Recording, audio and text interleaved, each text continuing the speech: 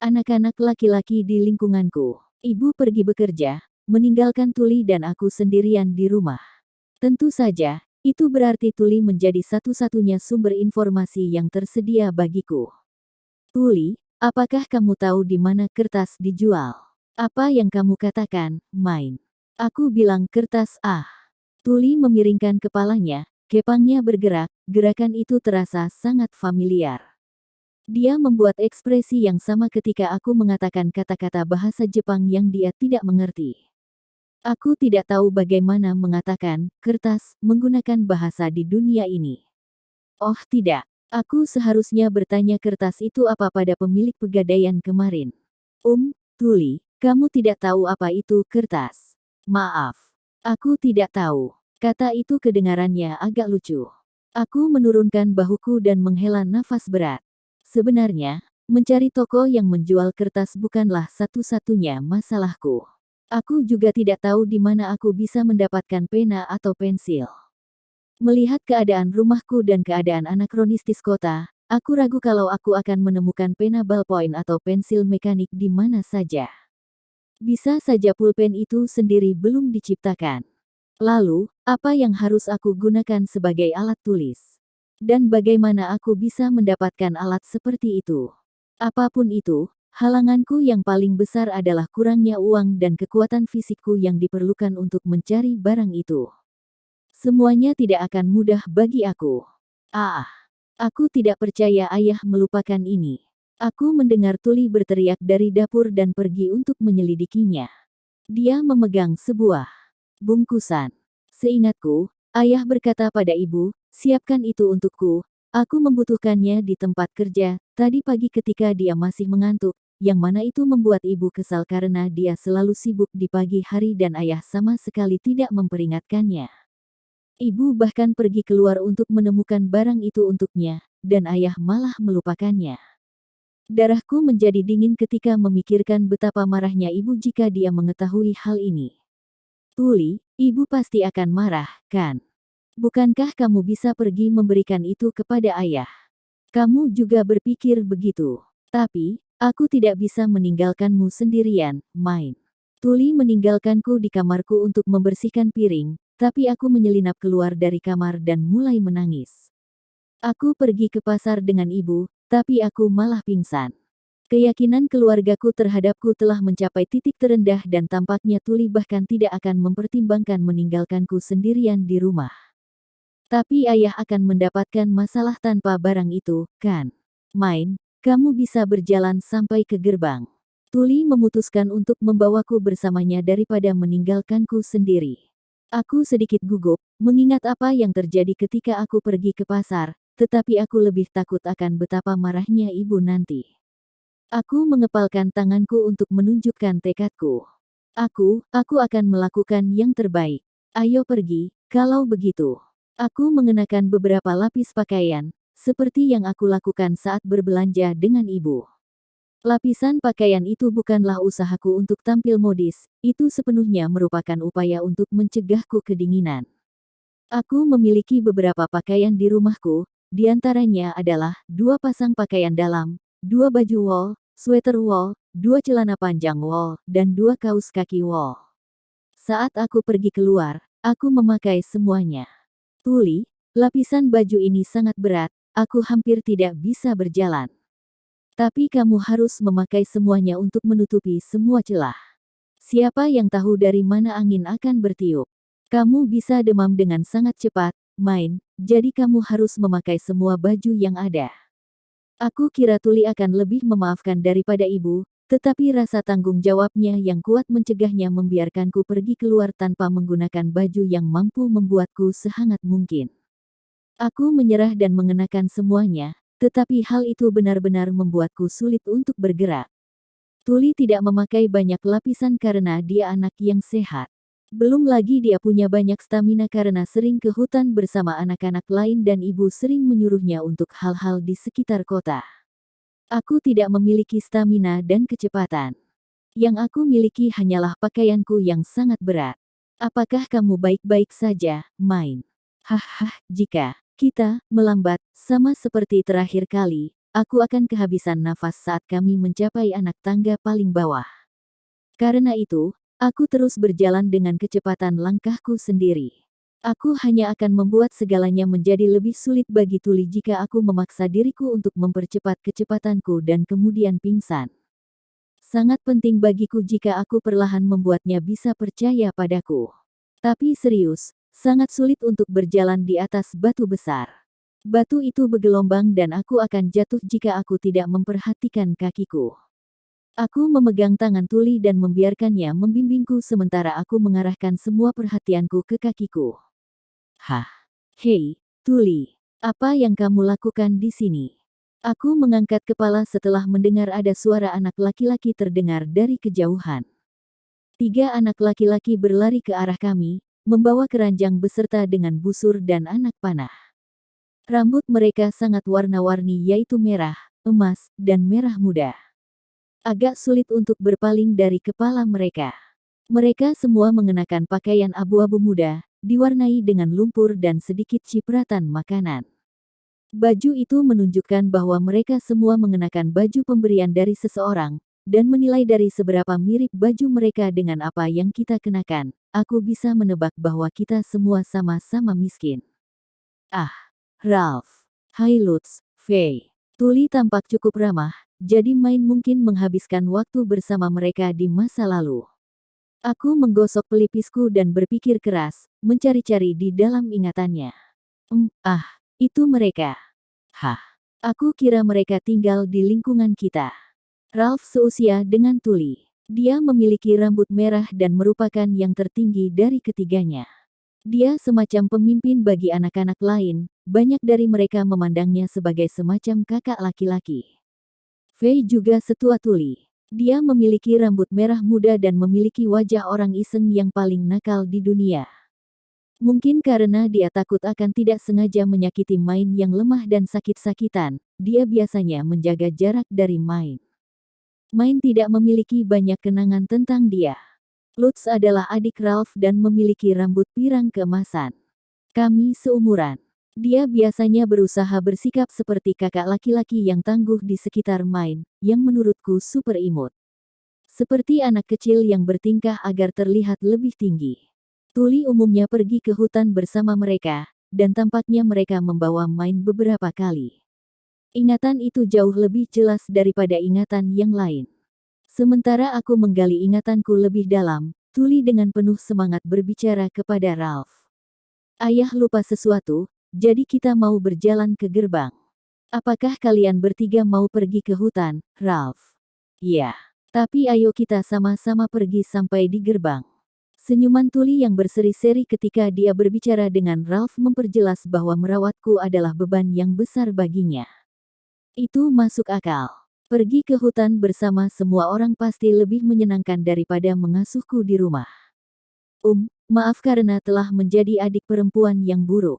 Tetapi demamku sudah hilang selama beberapa hari terakhir, jadi aku pikir kamu sudah bisa keluar. Maksudku, pergi keluar dan bantu aku mencari toko yang menjual kertas, jika kamu baik hati. Langkah berjalan Tuli melonjak cepat begitu dia bergabung dengan Ralph dan yang lainnya. Karena kami berpegangan tangan, dia pada dasarnya menyeretku yang ada di belakangnya sehingga aku tersandung. Oh, tidak. Tuli berhenti di depanku, jadi aku tidak jatuh sepenuhnya, tetapi aku jadi berlutut. Maaf, Main. Apakah kamu baik-baik saja? Aku tidak kesakitan, tetapi sulit untuk berdiri setelah jatuh ke tanah. Aku ingin pergi tidur sebentar. Agak sulit untuk bernapas, pikirku sebelum seseorang mengulurkan tangan. Hei, Main. Ingin aku menggendongmu. Petik 2. Lutz, kamu anak yang baik sekali. Aku mencari di dalam ingatan Main dan melihat bahwa karena Ralph dan Faye selalu memperlakukannya seperti anak kecil, ia mencoba bertindak seperti kakak lelaki tangguh di sekitar Main walaupun usianya sama. Dia akan membawa barang-barangnya, melindunginya setiap kali dia kelelahan, dan melakukan segala hal yang membuatnya tampak seperti seorang pria muda yang baik dengan masa depan yang cerah. Ditambah lagi aku jauh lebih familiar dengan rambut pirang daripada rambut merah muda atau hijau, jadi dengan berada di sekitarnya menenangkanku secara mental. Main, kamu sakit lagi baru-baru ini, kan? Kasian. Sini aku gendong kamu. Aku menghargai niat baik Lutz. Tetapi meskipun aku lebih kecil darinya, dia masih seusiaku. Aku merasa tidak enak membuatnya menggendongku, dan aku khawatir dia akan roboh di bawahku. Perdebatan internalku tentang apakah aku harus terima atau tidak permintaan Lutz segera mengganggu Ralph dan dia pun melepas barang-barangnya. Kita tidak akan pernah sampai ke hutan jika Lutz yang menggendongnya. Sini main, aku akan menggendongmu. Lutz, ambil busurku. Fei bisa membawa keranjangku. Lutz menatap Ralph dengan sedikit frustrasi. Mungkin dia merasa bahwa perbuatan baiknya dihiraukan. Kau sangat cepat mengkhawatirkanku dibanding mereka, Lutz. Kamu benar-benar anak yang baik. Terima kasih. Kebaikanmu sudah membuatku bahagia. Aku tersenyum cerah dan meremas tangan Lutz sambil menghujani dia dengan pujian. Lutz, yang tampaknya puas bahwa seseorang telah mengenali apa yang telah dilakukannya, tersenyum dengan malu-malu dan diam-diam mengambil busur Ralph. Baiklah, ayo. Terima kasih, Ralph. Aku berjalan ke Ralph dan merangkak ke punggungnya, yang agak lebih besar dari punggung Tuli. Sangat menyedihkan jika seorang anak laki-laki harus menggendongku, tetapi gadis kecil sepertiku tidak perlu malu. Tidak perlu. Ralph mulai berjalan ke depan denganku di punggungnya. Kota itu terlihat sangat berbeda ketika aku menjadi lebih tinggi dengan berada di punggung Ralph. Untuk lebih spesifik, aku sebelumnya menghabiskan hampir seluruh waktuku dengan berfokus pada bebatuan yang ada di bawah kakiku, tetapi sekarang aku bisa melihat ke depan dan melihat semua bangunan yang jauh. Bukan hanya itu, tetapi karena dia berjalan dengan langkahnya yang cepat, bangunan-bangunan kota melintas lebih cepat. Wow, sangat tinggi. Jadi cepat. Jangan terlalu bersemangat, oke? Kamu akan sakit lagi. Aku akan berhati-hati. Meski begitu, anak laki-laki yang sering membawa pulang kayu bakar pastilah kuat. Dia memiliki banyak otot untuk anak seusianya. Tidak ada teman sekelas di sekolah dasarku di Jepang yang mirip dengan dia. Meskipun itu bukanlah perbandingan yang adil mengingat perbedaan lingkungan hidup kita dan perbedaan genetik. Penting juga bahwa aku tidak membandingkan kota ini dengan lokasi yang ada di Jepang. Aku seharusnya tidak menghakimi orang-orang ini karena banyak kotoran yang sering mengalir melalui selokan, atau bagaimana keledai mereka selalu pup ketika mereka berjalan di jalanan. Hahei, ini bukan berarti aku mau memperhatikan hal-hal jorok ini. Semua hal ini sangat berbeda dari apa yang sering aku lihat di Jepang sehingga mataku selalu tertuju pada hal-hal kotor itu. Kami pasti sedang melewati jalan pengrajin, karena toko-tokonya tidak seperti yang ada di pasar. Aku tidak bisa melihat keseluruhan lantai pertama dari toko-toko itu. Mereka memamerkan dagangan mereka dengan menggunakan jendela kaca, tetapi toko-toko di sekitar sini hanya memiliki satu pelang yang tergantung di pintu. Bukan hanya itu, tetapi semua bangunan yang ada di sini tampak serupa dan warnanya sama. Jika bukan karena itu, kotoran-kotoran yang berserakan tidak akan terlalu menonjol dan mataku tidak akan tertarik ke hal itu. Itu bukan salahku. Ralph, kamu baik-baik saja. Main tidak terlalu berat, tanya Tuli, menatap bolak-balik antara Ralph dan aku dengan tatapan khawatir di matanya. Ralph sedikit mengguncang dirinya untuk menyesuaikan posisiku di punggungnya sebelum dia sedikit memalingkan muka. Aku baik-baik saja. Main sangat kecil dan ringan sehingga aku nyaris tidak bisa merasakannya. Dan kamu akan mendapatkan masalah jika dia sakit karena berjalan, kan? Menilai dari ekspresi dan nada suaranya yang malu, dia mungkin ingin membantu Tuli. Atau dengan kata lain, dia ingin Tuli merasa bersyukur kepadanya. Ohoho, Ralph mudaku yang manis. Apakah kamu menyukai Tuliku? Mereka mengatakan bahwa jika kau ingin mengalahkan jenderal, kau harus terlebih dahulu mengalahkan kudanya. Aku tidak keberatan jika menjadi kudanya. Teruslah tumbuh, romansa muda. Tentu saja, itu hanya imajinasiku. Tiba-tiba Ralph kemudian mengambil kepang Tuli dan mencium baunya, lalu berkata, Tuli, aku tidak tahu kenapa, tapi baumu cukup harum. Apa kamu, protagonis manga shoujo? Aku tidak bisa menahannya jadi aku hanya berkata dalam hatiku. Maksudku, Tuli menjawab dengan mengatakan, benarkah? Terima kasih, sambil tersipu. Siapa yang bisa menyalahkanku? Mereka berdua sangat muda sehingga aku ragu kalau mereka benar-benar jatuh cinta, tetapi di dunia tanpa buku sebagai hiburan, aku ingin kalian memaafkanku karena berfantasi sedikit di kepalaku. Aku tidak pernah mengalami romansa dalam hidupku meskipun sedikit lagi lulus kuliah, namun di sini ada Tuli yang berusia 6 tahun yang memancarkan romansa muda. Aku tidak bisa tahan untuk sedikit berkhayal tentang hal itu. Aku tahu apa yang kalian pikirkan, ya, kalian. Tetapi jangan katakan itu. Mungkin kamu akan lebih populer dengan anak laki-laki jika kamu tidak hanya membaca buku seharian dan hidup dalam fantasi sepanjang hari. Keluargaku dan bahkan tetanggaku mengatakan hal yang sama persis kepadaku. Aku tidak ingin mendengarnya. Sangat bodoh. Bodoh. Ketika aku berada di tengah-tengah mengingat rasa frustrasi yang aku rasakan ketika menjadi Urano, kisah cinta masa kecil antara Tuli dan Ralph berubah menjadi cinta segitiga. Itu benar. Baumu harum. Biar kulihat. Faye dan Lutz keduanya condong ke arah kepang Tuli dan mengendus. Jika mereka semua adalah laki-laki dan perempuan pada usia yang cukup, mereka pasti sedang berusaha untuk mendapatkan hati Tuli. Rambutmu juga sangat halus. Kamu apakan rambutmu? Hehehe. Harum kan? Baik. Puas dengan ekspresi terkejut di wajah mereka, aku mengangguk berulang kali. Aku sedang dalam proses meningkatkan kebersihan rumahku. Aku mengeringkan bunga-bunga yang berbau harum dan menaruhnya di kotak pakaian kami. Aku menyuruh ibu merebus air yang kami gunakan untuk memasak sebelum menggunakannya. Aku menyeka tubuh Tuli ketika kami mandi bersama, dan aku menyikat rambutnya setelah menggunakan ramuan minyak di atasnya. Tampaknya hasil kerja kerasku sudah mulai terlihat. Meskipun aku sudah terbiasa dengan segala hal yang berbau busuk di kota ini, Ralph dan yang lainnya masih sedikit bau. Aku tidak akan mengatakannya dengan keras karena Ralph berusaha keras untuk menggendong aku, tetapi aku benar-benar ingin menggosok mereka semua dengan sabun. Sangat memalukan bahwa rumah kami hanya memiliki sabun hewan untuk digunakan dalam membersihkan furnitur dan pakaian, tidak ada sabun herbal untuk mencuci tubuh dan meninggalkan bau yang enak. Aku ingin sabun yang berbau harum. Ketika aku sedang bermimpi tentang sebuah dunia yang tidak berbau, Lutz mengambil rambutku. Dia menarik napas dalam-dalam, seperti yang dia lakukan kepada Tuli. Kamu harum juga, Main. Lutz tersenyum hangat sambil menatap langsung padaku dengan mata hijau gioknya.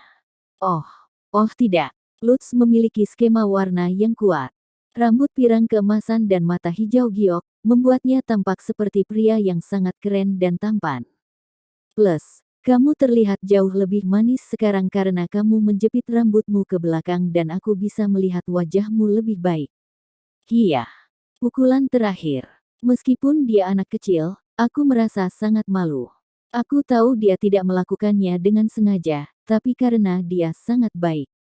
Tolong hentikan. Aku mungkin agak tua, tetapi aku belum pernah mengalami hal seperti ini. Aku tidak tahu harus berbuat apa. Aku membeku di tempat dan panik. Semua orang sudah membicarakan tentang apa yang ingin mereka temukan di hutan, atau berapa lama lagi salju akan mulai turun. Fakta bahwa Lutz membual tentang dia sudah menjadi lebih baik dalam memanah meskipun dia sudah membuatku panik seperti ini pada akhirnya membuatku menjadi lebih panik. Tuli mengucapkan terima kasih kepadanya, tetapi aku hanya bisa membeku karena terkejut. Jantungku masih berdebar kencang. Apakah normal bagi anak-anak berusia 5 tahun untuk melakukan hal-hal seperti itu di sini? Ada apa dengan dunia ini? Aku adalah seorang gadis muda Jepang yang memiliki hati yang pemalu, ini terlalu berlebihan bagiku.